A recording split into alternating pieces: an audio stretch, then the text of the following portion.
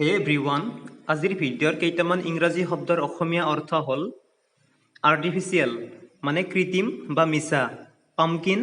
ৰঙালাও বা মিঠালাও, ৰোপ ৰছী জৰি বা বান্ধনি, তাৰপিছত নাইট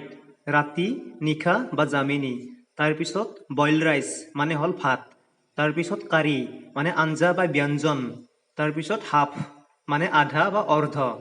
তাৰপিছত লিটিল অলপমান কম বা অকণমান, তাৰপিছত আছে জেকল মানে খেখিয়াল বা শিয়াল, তাৰপিছত আছে পিয়েৰ মানে হ'ল নাচপতি, নেক্সট মিনিমাম মানে ন্যূনতম বা সামান্যতম, তাৰপিছত লাৰ্জ লাৰ্জ মানে হ'ল ডাঙৰ বৰ বা মস্ত,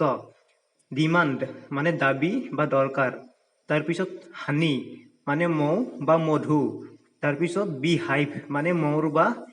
বা মৌচাক বা ৰস ঘৰা কয়, হুইল চকা বা চকৰি, তাৰপিছত ট্ৰেইন মানে ৰেল, কলগাড়ী বা ভাপগাড়ী, তাৰপিছত আছে বাটাৰফ্লাই মানে পখিলা বা প্ৰজাপতি, তাৰপিছত ক্ৰবাৰ মানে চিপৰাং, শেষত পটাটো আলু বা আলুগুটি। আজি এইখিনিয়ে, ভিডিঅ'টো চোৱাৰ বাবে ধন্যবাদ।